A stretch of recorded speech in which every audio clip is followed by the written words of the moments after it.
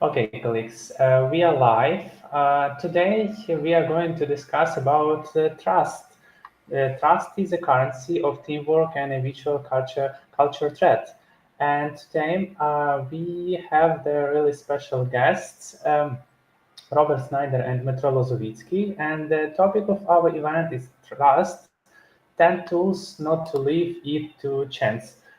So I'm passing to the word to our speakers. Yeah, thank you very much. Thank you, Volodymyr. Hello, Robert. Hello, guys. Today we're going to speak as usually. Yep, we continue this series, a special series with a special expert, great expert, IT professional, managerial expert, or management expert. Yep. So Robert Schneider, Innovation Elegance series of our events. And the third event, as was announced, related to the trust. So, Robert, you are very welcome as usually in our community. And I think that this question is crucially important. Not only in business life, but in life, in our society life, in our generally in life. Yep. Am Yeah, I right? yeah, absolutely. Yeah, so let's speak about that topic. Let's think together, guys. Where are the bridges? How we going to play with this entity of our life, with this sincerity question? Yep. And that is the fundamental thing that Robert mentioned in his announcement, yeah, previously. And one more time, Robert, you're very welcome. As usually, our great expert, great author, great educator, Robert Schneider, over 30 years in IT, innovation, leadership, consulting, project management, application architecture, enterprise change management, performing art. I don't know what I can add more. Yeah, Robert, but I think that you can add something from yourself. You're welcome. Well, thank you as always for hosting me, Demetrio, and I hope this is just another hour well spent for your audience and your community, the business analysis community, for us to really optimize trust. As you said, it's a currency of business, and good leaders, good managers come and go. Bad leaders, bad managers come and go. So wherever we are in our corporation, the size of the corporation, maybe we're junior, maybe we're senior, I believe it is really important to not be at the mercy. I don't want us to be at the mercy of good and bad leaders coming and going. So formulate let's formulate tools that optimize and maximize competence, honesty, dependability, and benevolence. And I believe we don't need to leave trust to chance. And so that's why we titled this 10 Tools to Not Leave Trust to Chance. Awesome. Thank you for this introduction because your thoughts are very clear and very sharply defined to this topic, the sense of this entity. Yep, as we can say. Yeah, as usually, guys, you know me. So I'm Dmitry Lozovitsky, Chief Business Analyst, EPAM. I like to combine different kind of experience and share my knowledge with you, dear colleagues. Also, I believe that only on the edge we can born something new, something interesting, and go forward with that knowledge to make our life and our communities better and better.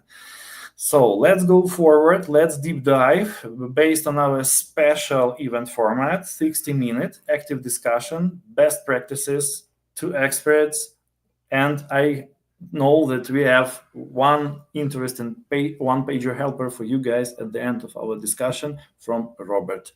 So let's go forward. As was announced, trust. Robert? Okay. So as you populate this PowerPoint slide, there are a few short stories that explain why did I structure this slide in the way I did. The left column, those 4 items, competence, etc. Over the last 15 years, I've been exposed to several different studies on the topic of trust, and mostly from American universities. And if there's one and only one takeaway, one memory that will never leave my mind, it's that trust, although it's such a critical topic, it still harbors a lot of ambiguity. So, as soon as we talk about trust, we should double click, dive one layer deeper to these 4 ingredients of trust: competence, honesty, dependability, and benevolence. So if and when you have trust issues with someone, it's valuable to get more specific, be more precise, to say, well, what is it that I don't trust? Is it that I don't trust their competence? Do I not trust their honesty? Do I not trust their dependability? Do I not trust their benevolence? So that explains the left part, the left axis of this table. So the header of this table, over the past 5 years, as I was writing my books, the original partitioning of the material was left-brained and right-brained. And then some neuroscientists basically told me, that the human brain, it's more complex than that. And these hemispheres, it's not a great paradigm anymore. So through the editing process, the left brain and right brain terms became discipline and empathy. And then also the last 2 columns, self-esteem and humility, is from one of my favorite professors in business school. His name is Harry Kramer. He's the former CEO of Baxter Healthcare in the suburbs of Chicago. And so that was the top-down organization of this material. And then the bottom up is what's in these rows and columns. So, these 10 tools: lessons learned, ORS, parking lot, etc. So this slide took shape both top down and bottom up, because over the course of my career, I've either learned about, used, or created these 10 tools that I realized about 2 years ago, I can map these. I can bring all these things together, the 4 words on the left, the 4 terms on the top, these 10 tools. And there's a distinction between these 10 tools, which are all cross-project, right? They're not project-specific. And as you'll see in the slides, all of these 10 tools should be at a regular rhythm. So I often talk about the value of a symphony, a communication symphony. And so off to the right, you see on the right margin, you see process, people, process, technology, project management. These are project-specific. There are project-specific assets, tools, and you'll see that on one of the other slides. But it's worth noting that the 10 tools that we will cover today in detail, they are all cross-project, project independent, which means that they need a certain rhythm, a certain frequency.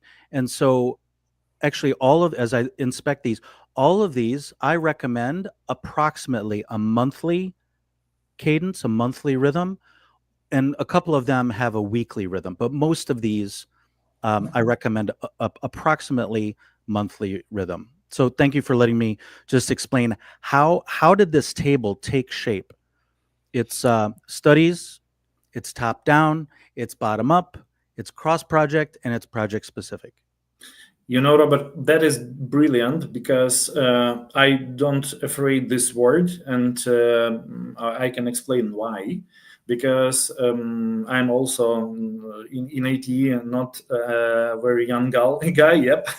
But actually, I think that I saw the first time such interesting, such applicable, and such efficient approach, how we can think about the trust, how we can measure the trust, and how we can build the trust.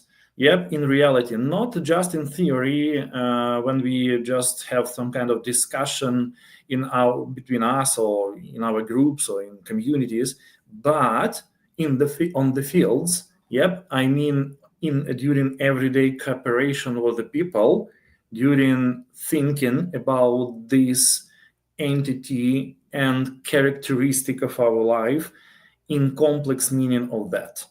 So that is great. Let's go forward. Yep. Yeah. Awesome. So, and the first slide is about the asset portfolio, inheritance, and the legacy. What do you think about? Yes. So the 10 tools today are 10 of these 60 items. There's approximately 60 items, and this is it's the essence of my second book, which proposes all the things that an innovation organization should be documenting. So in today's session, we're covering 10 of 60, and this is valuable because once you have certain information on paper, it is less laborious. It is more quick. It's less cost to continue collaborating, share information, and it's cheaper to change your mind, right? Because when information is not documented, it's more expensive for a team to change its mind, or it's more expensive for the next project to do its work. So good documentation is all about reducing cost and laboriousness, making it less effort. And I sometimes joke that the right documentation qualifies as a love letter to your future team. And that future team might include you. Yep. Yeah, that is very interesting because, but I have a question about this slide. Yep. Yes. Yes. Do you think it's not too much of the components of such that of these great layers? I mean, project independent, project specific technology. Maybe it's too complex. It's provocate. This is provoke question, but Yeah. No, that's fair. So if I understand, well, did I let you finish? Did I let you finish? No. Yep. Yeah, that is a question because I just want Yeah. to hear your opinion. Yeah. So there are three layers here. The Uh-huh. top hierarchy of this, there are three what I call palettes, right? There's top, Mhm. there's middle, and there's bottom. So these are three different large pools of assets, of artifacts, of documentation. At the next layer down, there Mhm. are 11 groups, right? These are the blue boxes. In the top, you see 4. In the middle, you see 3. In the bottom, you see 4. So again, these are categories, partitions, um, pools of groups of artifacts, of assets. And Mhm. then the lowest altitude are the 60 assets. Mhm. So these are effectively bundles. Yeah. So again, the hierarchy is 3 and then 11 and then 60. And so the one of the valuable characteristics of this is that you can modify it. You can disagree and you can partition, right? Because for example, in the middle left, I have something called the project charter and the business case. In my experience, I couldn't justify Mhm. separating those two into two different information bundles, two Mhm. different decision bundles. In my judgment, I believe it is valuable to Mhm. have whatever information is inside the project charter and the business case. It's just one person's judgment that you might as well bundle these all together in the same. The magic is you can easily disagree and partition this. And at the most extreme, I joke that this diagram is a, Mhm. for documentation skeptics. You might know someone, or you Yeah. might be a person who really just dislikes all documentation. Well, then what this slide provides you is a checklist of no. These Mhm. evidently are all the things that you should avoid documenting. Yeah. If you think you can strictly talk your way to success, if you think you can just type and message and email and Slack, if you think you can succeed with just that, go for it. Um, I have a different point of view, and I Mhm. believe all of these assets. And again, this is all of my second book. I believe all of these are valuable for collaboration, for innovation, when software is involved. Awesome. Thank you so much for this explanation, and I think that we just interested our colleagues who are watching us right now. So, guys, let's go forward. Robert Yeah, told about the things, and that is yeah, I can. yeah. Is it okay if I explain all of these? Yes, Um, please. so at the top, I call this an inheritance and a legacy because every team leaves something behind. And at a minimum, any software team, any innovation team is going to leave behind code. Mm-hmm. Yeah. That's pretty far downstream. You'll see it at the bottom under build. And I believe there are about 59 other things that every team should leave as a legacy and Mm-hmm. leave as an inheritance to the next team. And so on the right, the reference to front seat is that I believe many teams in their front seat are meetings and in their back seat are meeting minutes. And that is how you drive. That is your team cars. In the front seat, it's talk, talk, talk, meetings, and what's in the back seat? Meeting minutes. Mm-hmm. Um, that is not living documentation. It's disposable. Many meeting minutes we don't look at again. So the point here on the slide about durable, because all of these documents on this slide are absolutely valuable to look at again, Mm-hmm. to learn, to onboard, and to help your next project. So I mentioned durable here to distinguish it from disposable. Mm-hmm. Meeting minutes, Slack, emails, these are disposable. Yeah. The third bullet, forced collaboration. So many teams, when they're just talking and they shrug at documentation, well, what are they really collaborating on? It's just a talk. But now that we have something formal between us, we have a collaboration space.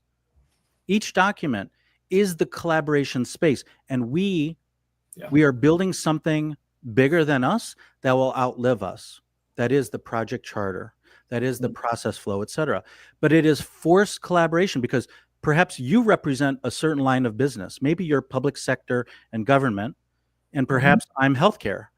But if we have to collaborate on something, this inventory, it doesn't just help us collaborate, it insists, it forces us to Yeah. collaborate. That's very high discipline. Um, and that's valuable. That discipline is valuable for any organization. Yep. So the point about coupled authority and accountability. Later, we'll get into the well, actually, we've already talked about the 5 verbs. We talked about them in a previous episode, but I'll remind everyone here that too often, many of us as business analysts, we feel accountable. We feel accountable for Definitely. something, but we don't have the commensurate authority. We have accountability without authority, which means someone else evidently has the authority without the accountability. That immediately undermines trust, right? So all of these items, and again, we're going to get into 10 tools, but all of these 60 items helps us fuse together, couple authority and accountability. Mm-hmm. I mentioned the word glamorous because many of us complain about documentation and we don't, to document meeting minutes, it's not sexy. It's not glamorous. Yeah. But what I'm trying to do is elevate the glamour, elevate the sexiness of documentation so that we can say, whether it's to each other, to our coworkers, or if we say on LinkedIn, say, Mm-hmm. I am proud. I am proud of what I contributed to. I Yeah. contribute to the project charter, to the roadmap, to the strategy and market forces, customer facing, voice of the customer. So one intent, one objective of this portfolio is to raise the glamour and the Mm-hmm. value and the clarity of all of these skills. Because when your HR department wants to move people around, there are many HR departments right now that Yeah. have problems with skills visibility. They can't really and quickly tell what are what are our employees' skills because everyone's just working on meeting minutes. So this diagram helps HR to clarify what are your skills, where can I move you? And so it really Mhm. helps HR for internal mobility and career progression. Um, yeah, I've been talking a while, so I'll leave it at that. Yeah, sure. And guys, please, as you can see, that based on such great explanation, you can concentrate your attention on that asset portfolio, and that could be a checklist that you should cover based on that methodology or approach that Robert proposed to us. So, Yeah. One more thing. So as your audience digest this 3 times 11 times 60, mhm, if you like this portfolio over weeks, months, or years, you might change it. You might significantly change it. Please get in touch and let me know. Is it 3? Is it 2? Maybe yeah, for you it's 4. I have 11 blue boxes here. You might have 10. You might have 14. I have 60 documents here. You might have only 55. Let me yeah. know which you felt were overkill. Say, Robert, we didn't do process flows. We didn't do a logical database model. We didn't do testing and we didn't do training. Okay, it's good. It's good for me to understand what do teams feel is over. Maybe you didn't code. That's a joke. Yeah, but that is a great approach. I like some kind of approaches or methodologies where we can modify something. Yeah, I think that all of us are fans of such kind of things, because in that case that mean that we can apply, we can suit this or that approach or methodology based to our business or project, or even more specific. Yep. So that is great. So guys, please take this into account, and I can say that we should move forward. Yep. Yep. One more comment. This reference to LL at the end. This is Yeah. lessons learned. Yeah. The typical team that conducts lessons learned, they only ask 2 questions, and the places where they might have that feedback loop for lessons learned, Yeah. it's infinite, because Mhm. the typical project plan, the project methodology is just so complex and so ambiguous. So that ratio of 2 questions Yeah. to 100, 1,000 different places, that ratio is a problem, and that ratio is evidence that our lessons learned feedback loop, it's not strong. Yeah. So one of the tools today is a lessons learned template that doesn't ask 2 questions. It asks 14 questions. Mhm. And with this portfolio, when you think of what would you put in a project plan, this portfolio with the 5 verbs. So there's only a finite number of places that you would have this feedback loop for your lessons learned. So effectively, we're inverting the ratio for Mhm. lessons learned. Instead of 2 questions to 100 different places, this methodology, the Elegance methodology, inverts that to say we're going to ask 14 questions, but the only places that you have that you change for the next project, Mhm. it's the assets, it's their interdependency, it's their assignment, and it's their duration. Because everything else is a chat and it's micromanaging. Yeah. So whether the precision of what I just explained is not very important, but the inversion Mhm. of the rigor of the lessons learned to where do these lessons learned go? That Yeah. the inversion of that ratio, I think, is very significant, because it makes our lessons learned exercises, it gives them much more integrity, and it's just easier. It's easier. Exactly. Integrity and ease. Yep. Exactly. Totally agree with you. Why? Because based, for example, on my practice during all my life in IT, not in consulting, but before IT, but all my life in IT, that is more than 12 years, 12 years plus. But I can say that every time when we faced with lessons learned, that was really, really cool approach or tool or technique that that allows us to think outside the box. Yep, to think very just very efficient, or efficiently. Yep, and make our corrections proactively.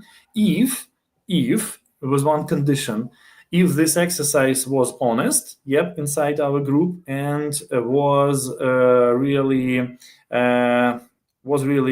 truth, yeah, or truthful, yeah, because it's also matter for us when people can speak honestly between each other in open and secured manner. And I think that is great example that you mentioned, Robert, when the form and the sense of some kind of entity should be equal. Yep. Yeah. And the green circle that you have here, those are the 10 tools that we're covering in this session. I just wanted to show where do those 10 tools, what is their relationship to the whole portfolio? Yeah. That totally makes sense. Absolutely. Let's go forward. Yeah, so this material is reflected in my second book. That the book is on the right. Yeah. So the first book, the first half is all about the metaphor of a factory. Although your team isn't literally a factory, you should manage it like one because you care about all the same things. You care about your team's speed, quality, waste, etc.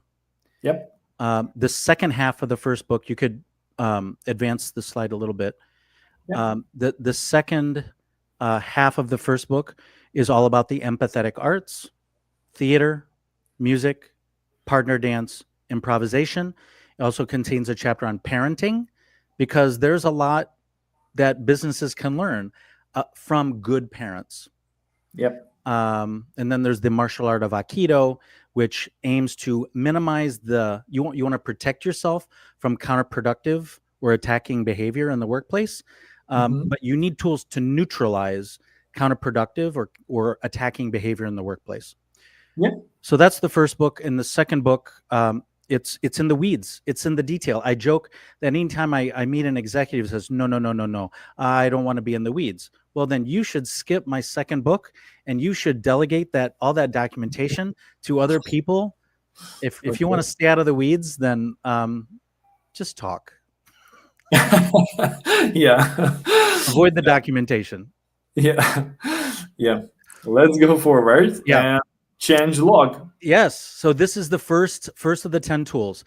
So I don't think we want to jump back and forth to the previous slide, but this is far upstream. This is all of these are project independent. And yes, I can all of these captions I can explain these. The table itself, let's go through column by column to understand what are we really recording here. So the change log, the more playful title for this could be a suggestion box, right? So we are recording suggestions from any stakeholder about what could change. So let's record a title. Let's record the problem. What is it about current state that is unacceptable? The next column is future state, because when we conceive these change ideas, what might be easier to phrase or explain, it might be what we're running from, it might be what we want to run to, but let's capture both. The next two columns, let's have a junior and a senior person. For here, this template, I call it, who's the author and who's the champion? Because I believe we cannot have just one person pushing a change. Yeah. That turns into a pet project, optimizing locally, and that can lead to a bunch of cultural problems. So let's document who's the author, who's giving this birth, and then who's the senior person who's saying, I like us to consider this idea. And again, very approximate, nothing precise, nothing rigorous, no math, just high, medium, low. Does this feel like a lot of effort? And does this feel like a lot, a profound impact, or is it, mild impact? And then the final column, status, new, open, rejected, deferred, approved. And if something is approved, then of course it will go to the next asset that we'll cover, Mhm. which would be the roadmap. So the terms. Well, let me pause, Dimitri. Before I explain the bottom, any reactions? And by the way, in the book. So my previous manager and my previous employer, he went crazy with the number of fields. So the book explains at least 10 more fields. So Mhm. again, Oh. the modularity of this tool is a strength, because in your organization, you may decide something is, I don't know, inadequate and Mhm. it's low rigor, or you may feel something is overkill. So for purposes of one PowerPoint slide, right, this is already crowded enough with what, nine columns. Mhm. But if I remember correctly in the book, there are at least 10 more fields that I've seen in the past, that are, I, I'm just trying to make this convenient for my Yeah, readers to decide if you like this idea of a changelog suggestion box. If you like the idea, now I'm providing you options for what information do you really want to capture. Um, yeah, exactly. Exactly. Yeah, all our BAs, I know that, you know that. I think that our folks know that why that change log, yeah, approach is pretty pretty efficient tool or technique that we can use on everyday basis, for our activities to track something, to track changes. Yep. yeah. So that is great. That is great. So What about, yeah, what the about this phrase under the table? yeah. So I believe updating and aligning on a changelog weekly feels overbearing. I believe quarterly is not often enough. Hmm. So approximately monthly feels like a good frequency, Hmm. to realign. Right, 5 verbs. You're going to draft, review, revise, approve, and distribute the changelog. Hmm. And there's a slide later that shows that rhythm, that monthly rhythm. Yeah. The next line, the the changelog. It's not documentation for the sake of itself. Yeah. It is to show that we are a culture of listening. We are a culture of vulnerability.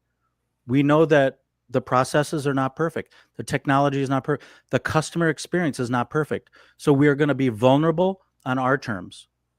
Because if Hmm. we don't have a change log, well, we're still human. But if we don't log this stuff, it means we're vulnerable on the rumors and we're vulnerable on other people's terms. So we have selfish reasons to be vulnerable on our own terms. Yeah. Um, I, yeah. I can say that. Yeah, that is very important thing for all of us.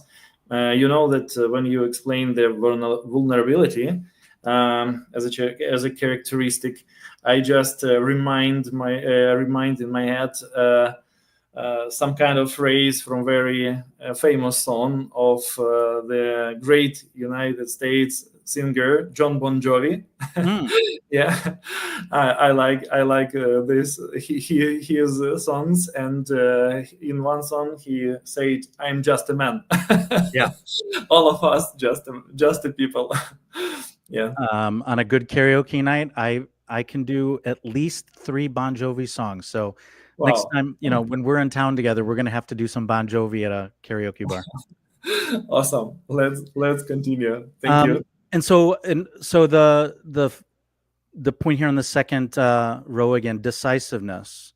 That Mhm. last column, status, it helps us publicize and broadcast that we've approved, we've rejected, and maybe deferred, but at least we're demonstrating that we're being decisive about these ideas. So the next row, that a changelog shapes a culture of diversity, because now we reduce the marginal cost for Mhm. ideas to come to a change board. It's low noise because now that we have something documented, we reduce the chance that redundant ideas will come up. And it encourages us to be entrepreneurial because this template, this bundle, this asset is always available for new ideas and entrepreneurial minds in the company. And there's a cliche, leadership can come from anywhere. And this is an embodiment that leadership can come from anywhere. Yeah, exactly. Agree. That's So the first of the 10 tools. yeah, let's go forward. Yeah. Lessons learned. So earlier I mentioned the rigorous lessons learned, and I mentioned 14 questions. So over the last 20 years, I found new additions for a lessons learned template to avoid asking just the simple questions. What do we do well, and what could we improve on? I felt that was just low rigor and unimpressive. So also over the last 10 years, I stumbled upon a framework that you see at the top here. Along the top of this table, you see 4 sentences. I like, I wish, I hope, I wonder. And so I like the ability to capture, if we have a compliment, if something is really positive, let's finish the sentence, I like. If there's something in the recent past, finish the sentence, I wish. If there's something in the near future that you're worried about, finish the sentence, I hope. And if you have a politically delicate or an innocent question, finish the sentence, I wonder. My favorite is, I wonder if we have a product owner. I wonder if we have a project sponsor. Yep. Ouch. So, and again, over the last 20 years, the list on the left has gradually grown as I worked in various corporations and consulting and corporate roles. And one reaction I get is, Robert, this is a lot. This is too much. Well, then start small. So if you back up a little bit, you could start with just the first 3 culture traits. And as you are green and stably green, consistently green in those 3 culture traits, maybe add accountability, add alignment, add momentum. And again, this is so modular. It is so structured. It is so explicit that you can change it. You can make it your own. This is one person's perspective of the sequence of urgency. Go ahead. Yeah, exactly. I just want to add something because I hope that a lot of guys or everyone maybe just knows very well about the tenet of management, one of the managerial or management tenets that describe some kind of worries, or about the change, about the simple and simplification. So when you want to manage, because I'm thinking when I'm looking at this table, at this tool, I just remind myself one more time that make something simple, it means in managerial culture, make something efficiently. But simplification also should be or could be done in some kind of cases when it needed in smart manner. So that is always balance that you mentioned before. If we don't need too much, so big quantity of the culture traits, let's optimize them. Yeah. So 10 years ago, what I was using in my employers was about 6, 7, or 8 of these. Wow. And I just decided, you know what? I want to add stylishness. I want my teams to have awareness. Is what we're doing cool enough to put on our LinkedIn profile, or are we kind of embarrassed? Are we embarrassed and like, okay, this is valuable work, we get it, but I'm not going to put this on my resume. I'm not going to put this on my LinkedIn profile. Am I right near the bottom? Learning. Let's just be honest with ourselves. Are we learning something on this project, or are we not learning something on this project? Because our executives need to know whether our perception of this work. So one more point I'd like to make before you expose the text is that over the last 5 years, one point of feedback I've received is some folks in your audience, Dimitro, will immediately grasp these 14 Mhm. rows. They Yeah. immediately, you say transparency. Ah, I have an idea what that is. Momentum. Ah, yes, I understand. But some will say no. They will say, wait, sustainability, I what do you mean by that? So there's an appendix in my book that there's about maybe a half page to a full page for each of these for my proposal for Mhm. what do each of these things mean. Mhm. And again, it's just one person's perspective. And again, this is so structured and so modular. You can change the sequence, you can change terms, make it your own. Um, make it your own. Yeah. Yeah. Exactly. So I recommend this again. Weekly is overbearing. Mhm. Quarterly, you can't let this dysfunction, you cannot let these problems go 3 months. So maybe approximately monthly feels a rigorous enough. And I will say the first time at my last employer, the first time I did this exercise with my team, it was a Salesforce.com implementation. And on Confluence and Jira, I gave the team a 2 week window and they just populated it with over 100 ideas. Wow. Eight months later, it was the opposite. We couldn't get past about 5 ideas because we were so rigorous, so proactive, and this became such. It was muscle memory, just like dance steps. It was just routine, and the fact that we had this template in our mind every day, so we're Mhm. constantly asking ourselves, well, which feels red on any given day. Now that we see this template, and we see that these are Mhm. culture traits that we want to optimize on a daily basis. We're thinking, how can I improve accountability? How can I Yeah. improve simplicity? How can I improve transparency? And so it's a great low footprint mentor.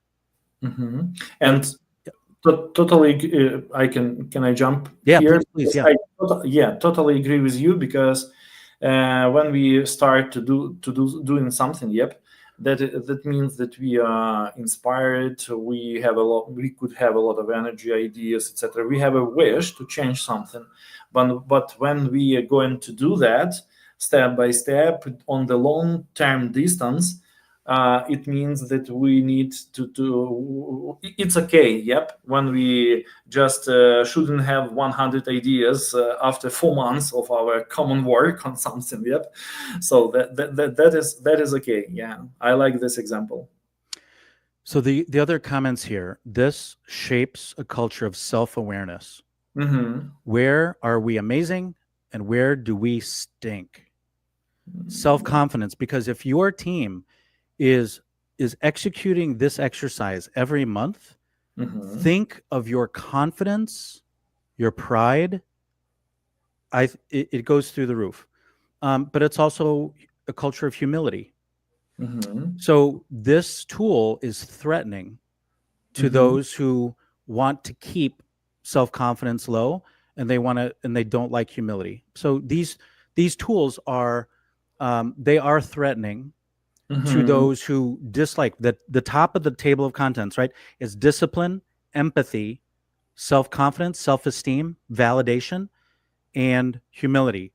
Yeah. You may have colleagues or executives that dislike all of those things, and they don't like these tools because these tools raise all those things. And maybe you have someone in your culture that wants to minimize, Mm-hmm. but at least now you have self-awareness that someone wants low discipline, low empathy. And so this template is a good reminder of the top of the table of contents. We are aiming for discipline, empathy, self-confidence, self-esteem, and Mm-hmm. humility. Yeah. Yeah, exactly. And we have anticipates, yep, pattern pattern in the Yeah, properties. I don't think there are a million different culture traits. I mean, there's 14 is a lot, and maybe you only like 8. That's fine. So pretty soon, like the 15th culture, if I keep adding things, each one is less valuable. But I believe that the majority of the problems that we have in teams, Mm-hmm. it's kind of the 80-20 rule. 80% of our problems are in 20% of the terms. Yeah. And so I believe that this is an excellent checklist to diagnose and to formalize the pattern, because the same stuff Exactly. keeps coming up. Yeah, exactly. Because the behavioral patterns also, I Yeah. think, the common for all of us. Yeah. Yep. So let's go forward. Yeah. Thank you. And stoplight report. That is S- very interesting thing. right? Such a simple, there's power in simplicity. And for all of us to rate the health, to say, I don't know, does this work feel red? Does it feel yellow? And so when two stakeholders, two colleagues disagree, that's when the interesting conversations begin. Not whether I don't want to fight whether it's red, yellow, or green.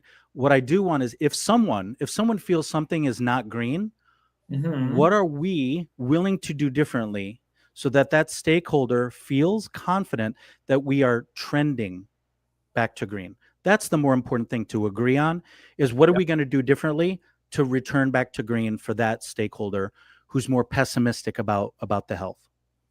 Yeah. So red, yellow, green don't exist in isolation. You must assign them to something. And so the list here on the right is where I believe you can use red, yellow, green ratings. So on a project level, a work stream status report, we can rate health of different aspects on that report. We can rate the health red, yellow, green. On our individual status reports, we can let our boss know, hey, this work feels green, this work feels red. Yeah. In our scorecard, when we are measuring operational metrics to say, volume of XYZ, maybe there's a red range of 80 to 100, yellow is 70 to 80, Yeah. and then green is 40 to 70 or something. So that's how red, yellow, green, how a stoplight report applies to an operational scorecard where we have metrics.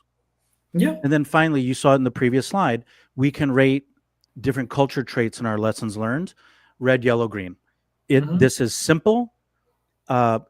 It's low cost to collect diversity of perspectives, and it shapes a culture of psychological safety, because now we're encouraging everyone, hey, who feels something is not green? Does anyone feel what feels blue? What feels orange? What, just tell me what's not green. Yeah. And then let's figure out how do we return to green. The last comment here is there's a difference between expectation management in terms of assignments or duration and perception management. And so most of us have experienced what I'll just call, we get burned. We get burned about perceptions because we think something is green, someone else thinks something is red, but they don't tell us. Yeah.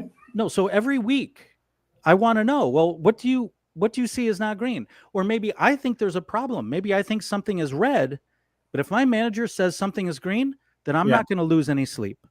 So right, so alignment on something so simple is very it's not laborious, it's quick, it's easy, and that alignment is very powerful, again, to minimize surprises.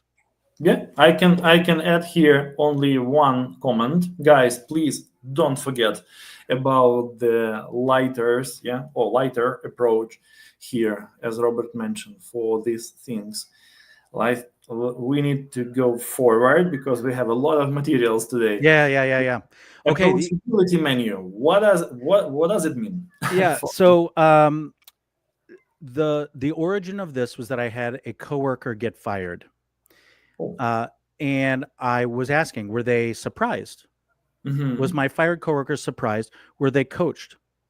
Were they even coachable? Were they approached? Were they approachable? Can I create a tool that minimizes surprises about being fired? Can I create a tool that makes us approachable about our communication? Too many times we receive unhelpful feedback. And so that's one goal of this approachability menu, is to maximize helpful feedback among the three communication channels. So you see here the top section here is meeting etiquette. So Dimitro, if you and I are on the same team, I can present this to you around monthly, and ask you, Dimitri, how is my meeting etiquette? Do you Yeah. have any feedback for me about my punctuality, my participation, my multitasking? I can also ask you, how is my email etiquette? Am I responsive enough to you? Do I abuse reply all? Or am I putting valuable things in an email that belong in the process flow, Mhm. that belong in the project charter, etc.? And then Yeah. the final communication channel, of course, is documentation. And you see the 5 verbs here. And you might tell me, Robert, you assigned approve to yourself for the training materials. No, I'm going to disagree, right? You're not demonizing, you're disagreeing. Mhm. It's task conflict, it's not personality conflict. Yeah. You can Yeah. say, Robert, I think you can draft the training materials, but your boss, Robert, needs to approve those training materials. And we can have that conversation. So this sets the table and bangs the table for Mhm. us to be approachable in these 3 communication channels. Yeah. And again, in the book, there are 5 to 10 other meeting behaviors. In the Mhm. book, there are 5 to 10 other email behaviors. For purpose of a PowerPoint slide, I'm including only 3.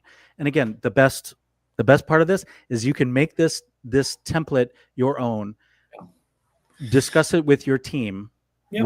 What do you want to be approachable about? I think this is valuable monthly. Again, weekly is overbearing, but quarterly, you cannot let like meeting etiquette problems, you can't let that go for 3 months. Yeah. This establishes a. Go ahead. Did you want to jump in? No, no, no. Oh, I okay. just want to confirm that. Yep. Yep. Okay. So too often we feel in a culture of one-way accountability. You know what? Your boss needs to be approachable. Your boss's boss needs to be approachable to us and need to because when when you are CIO, Dimitro, you are going to give this to your junior people and you're going to say, I want to be an approachable leader.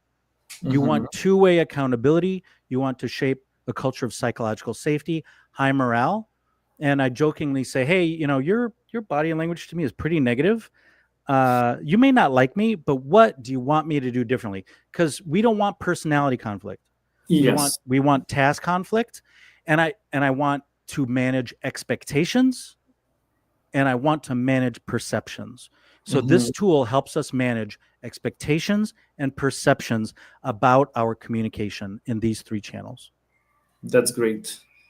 I think that the main question is on the screen, and this question is absolutely natural for such interesting technique. Yeah, approachability menu, guys.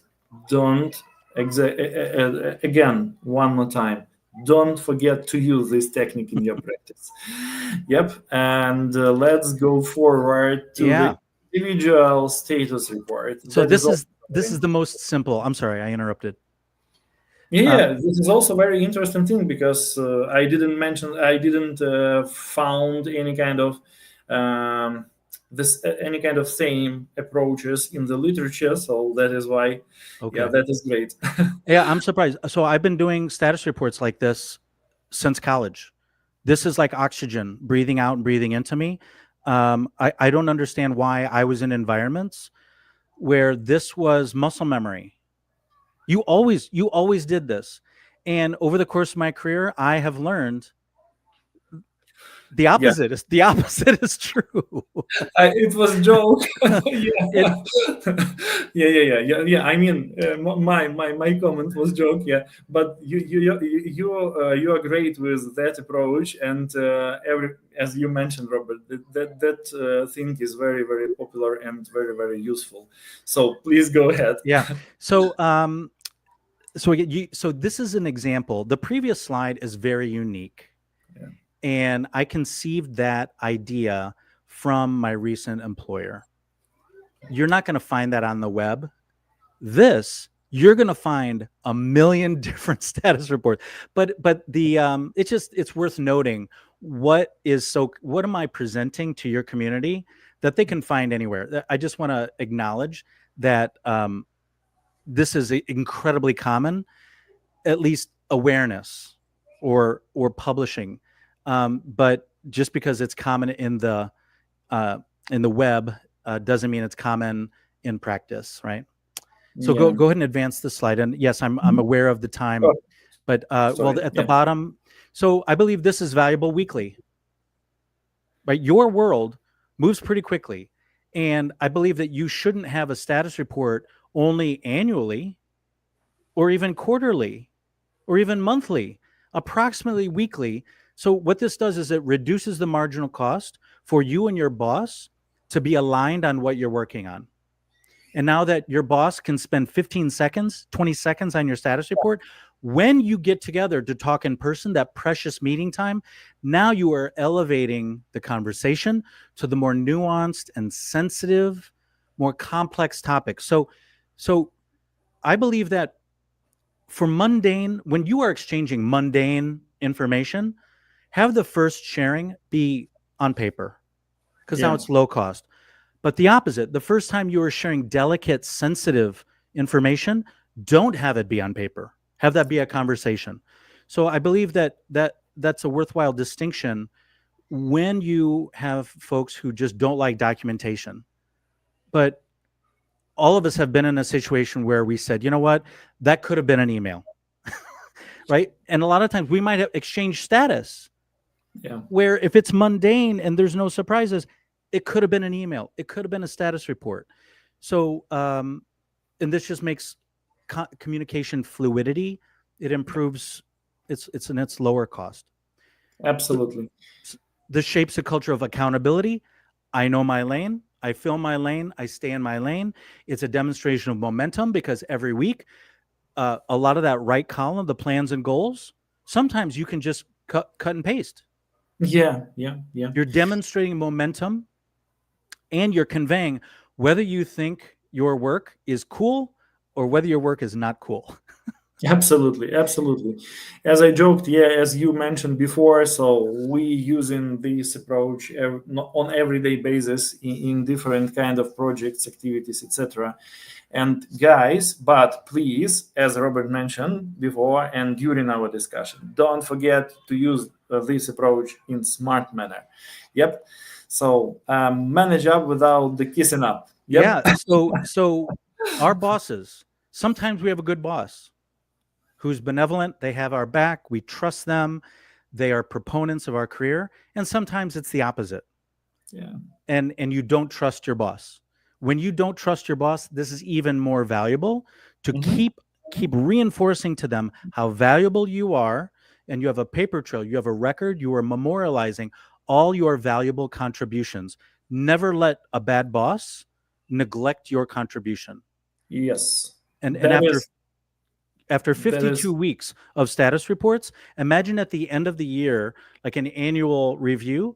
Now that you have this paper trail of status reports, think how easy it is for you to recall and summarize what are all your contributions over the year. It makes your value much easier to report. exactly, and this approach could be easily automated if you need it. Yeah, Yeah, I mean, with usage of some kind of tools or applications yeah, inside your companies. yeah. So let's go forward. Okay, Work okay. report. We are in the stretch of the presentation where I think these are easier to explain. So Yeah. it won't be as time consuming. Many of us have workloads that are very low. Every week, you might say, you know what, on a scale from 1 to 5, I think it's called the Likert scale, Likert. I think that's the term for the 1 to 5 scale. If your workload is consistently 1, it means you're underutilized. Your Mhm. job might be at risk. You feel excluded or marginalized. You might be worried about your job security. That's terrible, Mhm. especially repeated 1 week, 2 weeks, 3 weeks. That's terrible. And the opposite is also terrible. It means you're overloaded. It means the work is piling up somewhere. And it means your boss is terrible at leveling the workload. So every week, this tool helps managers to balance workloads across their team.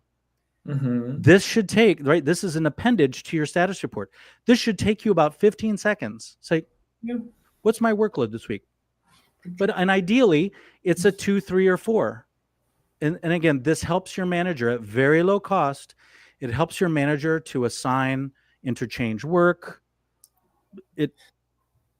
This is some kind of spotlight, yep, for Yeah. our guys to show their workload issues or bottlenecks, etc. And this maps back to the lessons learned template, the second row at the bottom. This shapes a culture of sustainability. Yeah. So that I don't burn out, I don't have fatigue, I don't go on medical leave. It is a sense of balance, and it's a sense of inclusivity. Too often, companies, industries, societies have a lot of valuable idle work. And we also have a lot of idle people. Yeah. This tool helps us play matchmaker between the supply and demand of valuable work and workers. Yeah. Totally agree. Let's go to the next one. I wish, I hope, I wonder. Yeah, this is for the individual. So I've already shown you these 4 sentences at the altitude of a team. And that previous example was for a lessons learned. Yeah. What I'm proposing here is that every week, every person, as an appendage to their status report, have these 4 sentences. So my team, when people report to me, I don't mandate that they finish these sentences, but I mandate every week that you have to think about these 4 sentences. And if something very naturally and easily comes to mind, I want you to finish the sentence. Yeah. Go ahead and expose the bottom. Yep. This is valuable weekly because quiet teams are scared and quiet teams are scary. This shapes a culture of stylishness, morale, psychological safety. This is effectively a low footprint engagement survey. Yeah. These are the questions that we should be answering long before the exit interview. I'm sure some of us have been in an exit interview, or we know about an exit interview where now the valuable stuff comes out. It's too late. Yeah.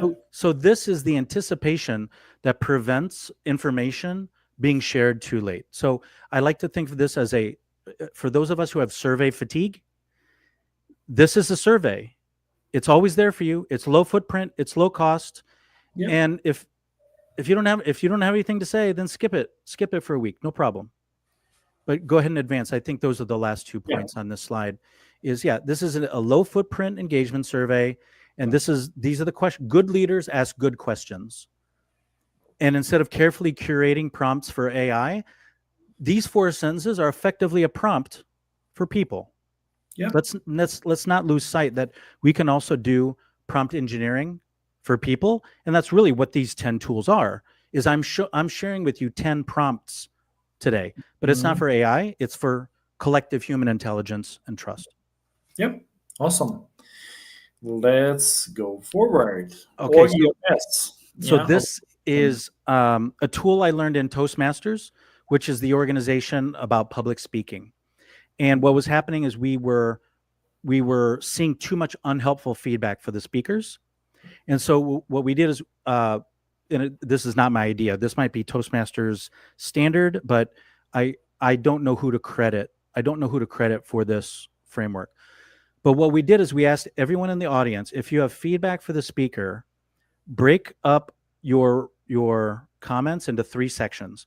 First, what did you observe in the speech? Number 2, what was your reaction? And number 3, what is your suggestion? Because we don't want people in the audience just blowing their nose on the speaker and saying, no, your opening story didn't work, right? Whether it's speaking or whether it's in our day-to-day work, most of us are experiencing too much unhelpful feedback. So instead of this being like a robust, formal, team-oriented feedback mechanism, this is individual, it's very casual, it's spontaneous, but it says, it's not watch your back, it says, I got your back. Yeah. So it's shaping a culture of safety. We learn from each other. And again, let's maximize helpful feedback for each other and minimize the noise, minimize the unhelpful feedback. Exactly. White noise shouldn't be present. Right. Yeah. So And again, let's. and if you receive this feedback, you can always disagree with it. Yes, exactly. This is you're right. Yep. Yeah. Definitely yes. So yeah, thank you for this observation, reaction, suggestion. That is also interesting thoughts. And pie chart. Yes, this is the 9th of the 10. So the origin of this is that I had an employee Mhm, who felt hijacked by another executive. mhm, Formally, this person was reporting to me, but informally, they felt pulled in two different directions. And mhm, because that person was senior to me, I said, go ahead. Like, if there's a conflict, ignore me. Absolutely do what they need done. This is not a problem at all. And mhm. their response was, you don't know how much chaos they create. Yeah. Ouch. Wow. So on their status report, I asked them to start adding these three percentages. And the precision is not so important, Mhm. but the conversation about the percentages is important. Because we wanted to memorialize just how much this noise was hurting his contribution and performance. So the pie chart on the left represents worst case scenario where 40% is blue, 40% is firefighting. And so five years ago, I only thought of three partitions. So here's an example where I changed my own tool. So 2015 to 2020, I used this, but only three partitions. And you see Mhm. the colors blue, orange, Mhm. gray, firefighting, Yeah. operations, and innovation. So as we improve our culture, we move from the left to the right, where if we move out of crazy town and we move into more routines, then that orange area is huge. And Mhm. for some of us in our roles, that's the point. That is good. That's healthy and sustainable, and that's great. But some of us, our roles should be even more innovation. It should be more gray. And Mhm. so from the middle pie to the pie on the right is showing we've streamlined operations. Our percentage of ops work is less, and the percentage of our project work is higher. Yeah. And that's appropriate for some employees. And then around 3 years ago, just in conversations just like this, I slowly started to conclude um, there's granularity here. There's more detail that I believe is worth tracking, Mhm. because the root causes of these last four, where you see these four things rated as 20%, Mhm. there can be different root causes for chaos, rework, Mhm. noise, and waiting. And so Yeah. now I'm proposing that all innovation professionals track these six buckets, these six categories. Mhm. Um, and so it's important for you and your manager to have approximately the same perception, because if the perceptions are different, Yeah. that's a big problem. Yes. And also the expectations, you might still perceive the same thing, but the expectations, so there's two different kinds of alignment, and again, trust that you are trying to achieve with you yourself, and what your workload is, with anyone who cares, and especially Yeah. it's going to be your boss. Yeah. All brilliant, I think, brilliant thoughts, because guys, please ask yourself how many of you just doing such doing such monitoring, yeah, of your tasks.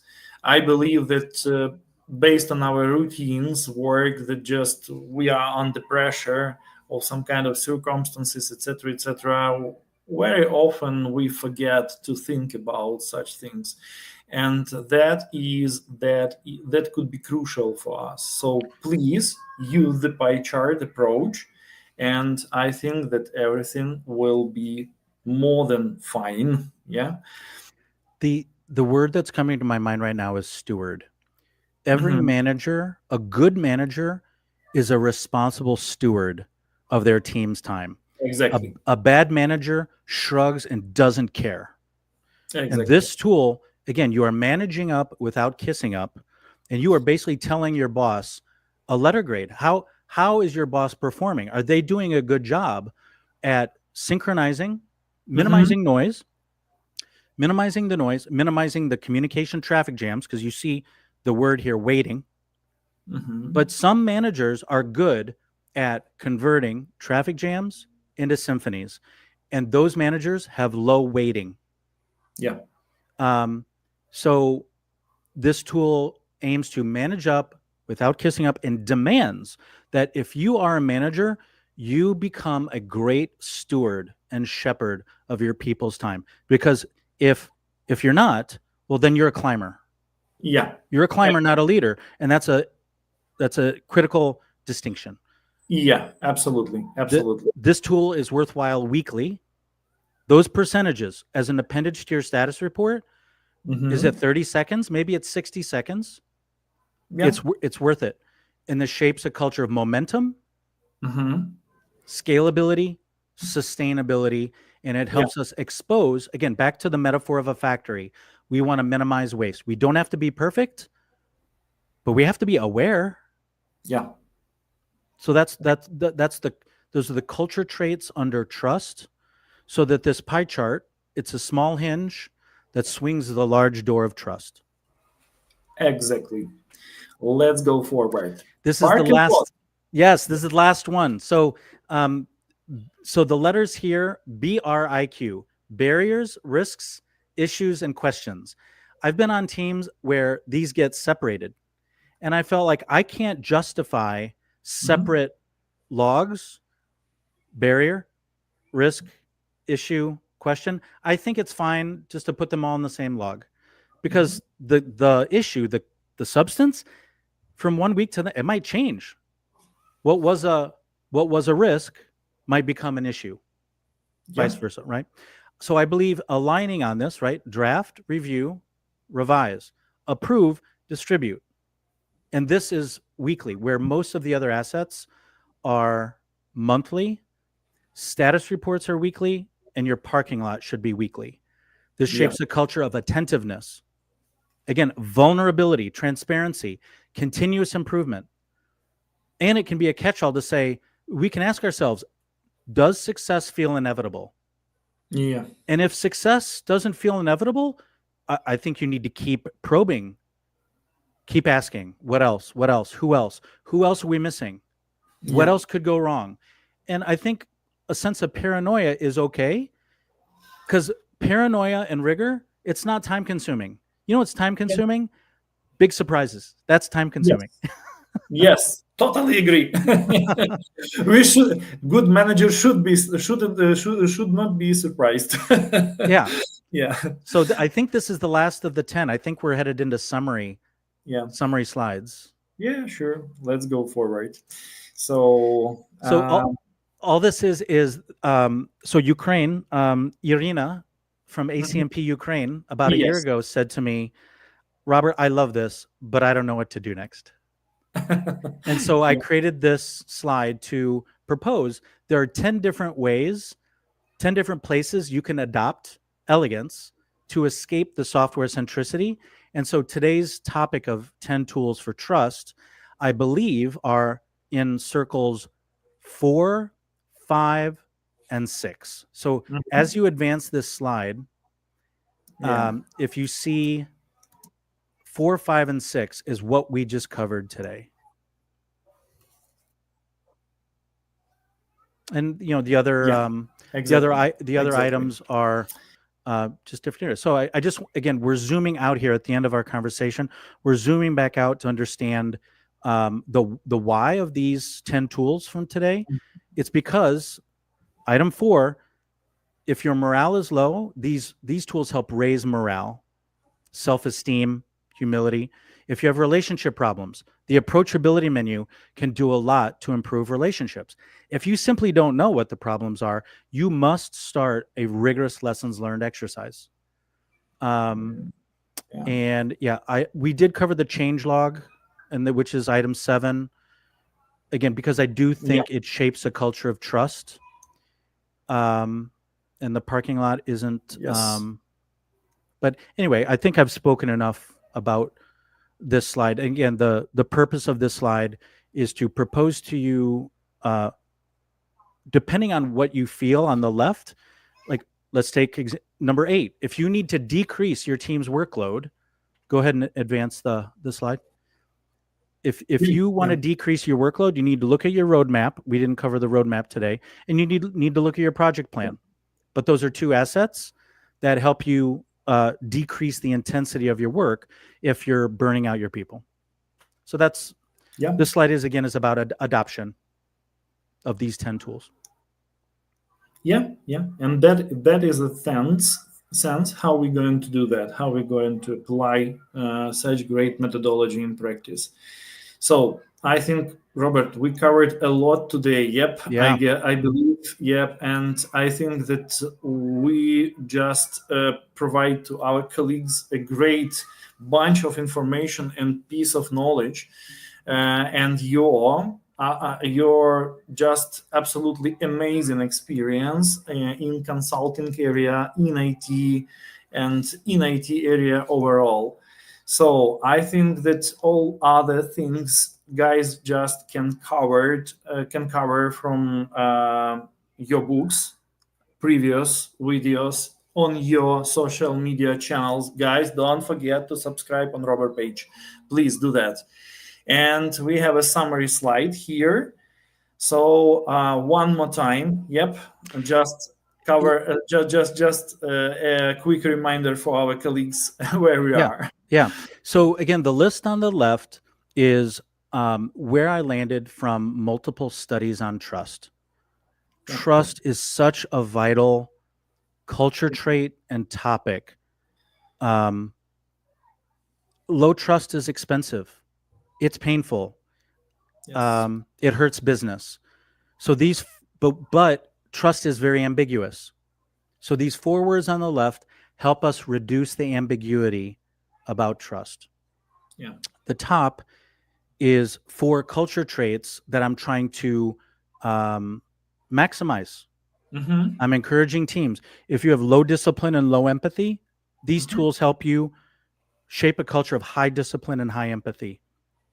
If you have colleagues that are operating with low self-esteem and low humility, these tools help them operate and behave as if they have high self-esteem and high humility.